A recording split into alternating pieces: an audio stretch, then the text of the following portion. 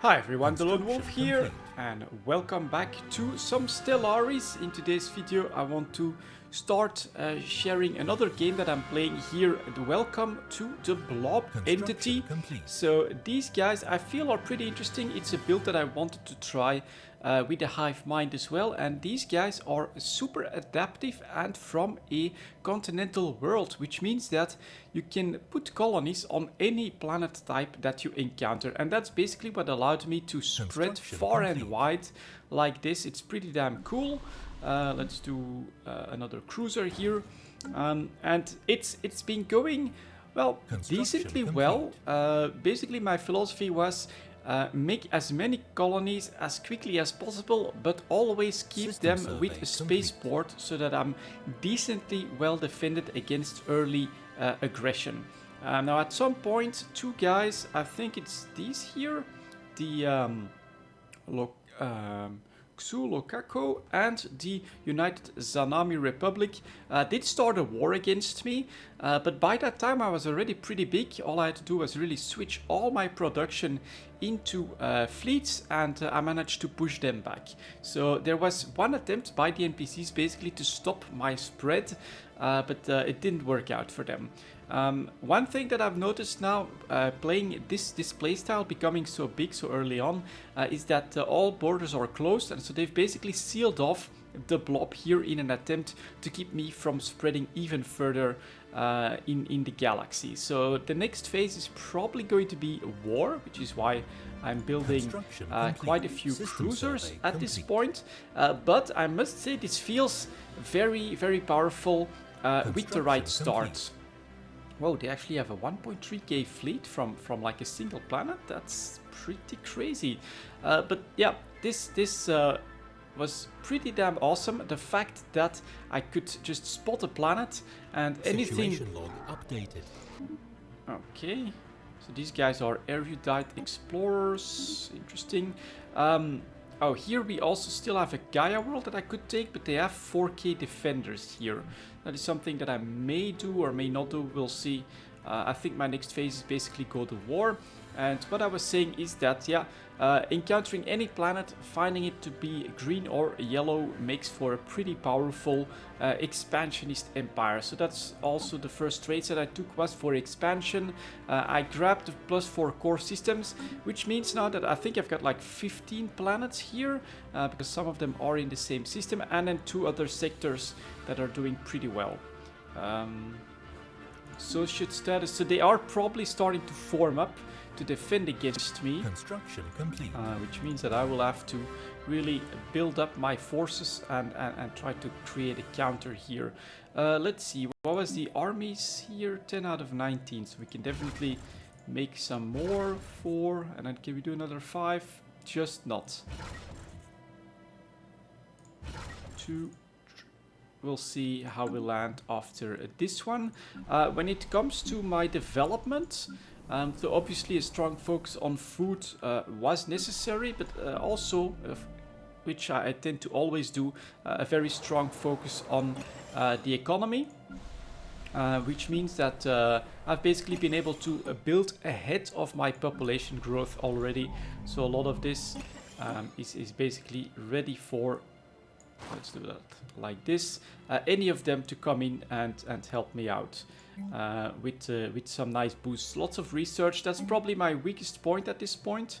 That is that I don't have very good or a lot of research.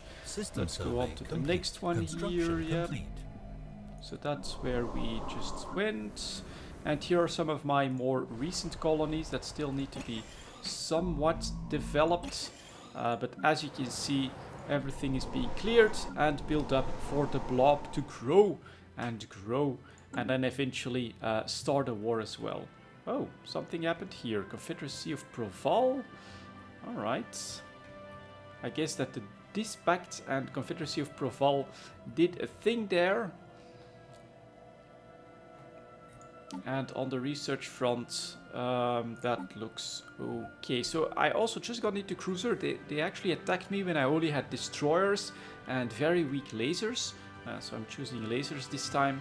But now with cruisers, I do think that I'll be able to build up quite a nice force, probably make a couple of fleets, couple of armies as well, and try to conquer planets. So we discovered something where an observation post would make sense, but no more planets. So this is definitely the problem at this point. This planet a little bit too close to a fallen empire. That's actually the distract. Complete. Okay, interesting. I had not noticed that, and so over here I'm stuck, and I'm completely stuck. And there's really not, I can't even get to these planets either, or systems to see if there are planets to conquer there. So that's a little bit annoying, but basically they're forcing the blob's hand here, and we will try to go to war after this. Could be interesting. It was my plan anyways. So next up, keep using my influence, of course. So let's see if there's capacity overload and farming subsidies again. So we'll take those. There we go. That gives me a bit more reserve. Plus 81 should be good for the growth. And then keep building ships at this point. That's really what I'm going to do here. 6,000 now. This construction ship is not doing, and this science ship is not doing anything either. Let's automate this one, see if we can still do something. And you are, yeah, pretty much done on this part. Construction complete. Might be able to do this one, so we'll do this and this. And next up, I chose prosperity because I felt like having a strong economy would allow me to counter to counter an attack more easily, which it turned out was the right choice. So they came at me with like two 1.6k fleets. I had around the same, but I could pump out corvettes and destroyers far more quickly than they could, and thus we actually ended up winning that System war. survey complete.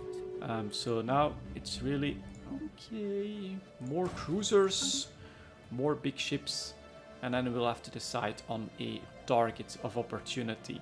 I'm still enjoying Stellaris, I have to be honest, and this is the one drawback.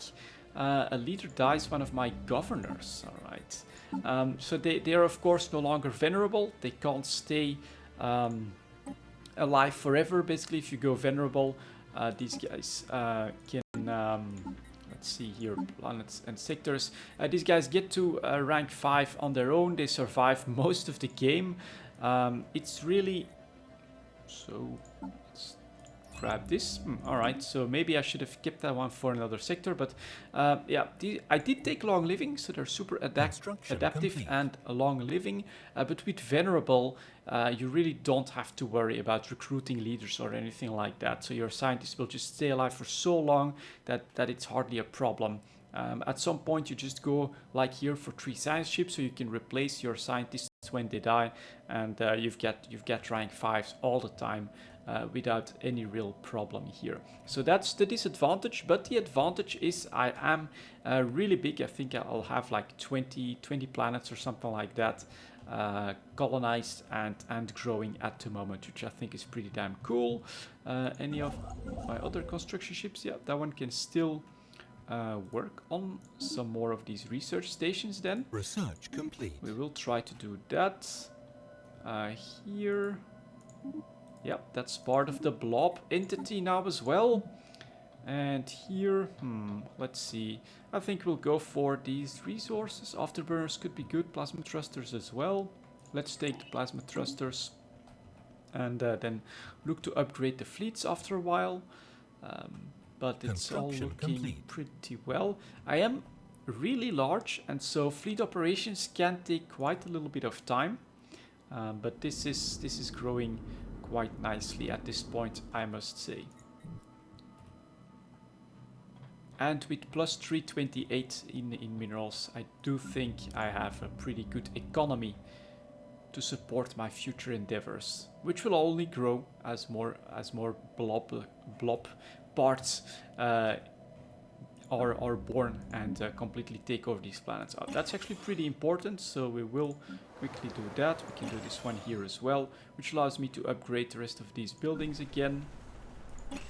Like that, so that's going to be a lot of energy from this one, which is a nice little hub. Anything else? Yeah, taking a quick look at the spaceports, all of them are at 5. I do think basically if we end up pushing two nice and strong fleets that I will start the war even if I don't have battleships yet. I think that would make sense. So we have a stagnant ascendancy that's overwhelming, stagnant ascendancy here, the archivists as well that are overwhelming, and then we also have a third one. So those are still a problem, but the rest is sometimes equivalent, but most of them are already inferior and pathetic. So considering the potential in my fleet to still grow, I do think that we're in a pretty good position here. So let's make more cruisers. Construction And what's complete. it looking like for my armies? So 3 more, bring this up to 17. I just need 2 more. Then I'll give them all upgrades, which costs minerals, of course. And then we'll have like a full set of 19. We should be able to conquer any planet with that. Then I'll do the same on another planet. And then I think 2 fleets, 2 armies, and get to work. We could attack, I would say maybe these guys will come first, because they actually attacked me. And so a revenge war may be the answer here, I think. So there you go, guys. That's like a first look at the Blob entity, another Stellaris game that I'm playing. It's a bit about finding if this super adaptive empire can actually work as well. And so far, I must say that in the right setting, I had a couple of starts where I started right at the borders. That was a lot more difficult, but with the right start, I start right here, and I had a lot of expansion possibilities. As you can see, this was pretty damn nice and looking good so far. That's going to be it for this, guys. Thank you very much for watching, and I'll see you all next time.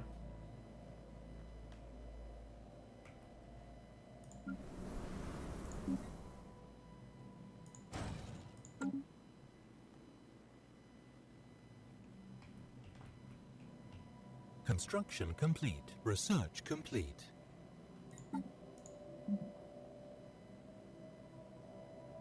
System survey complete.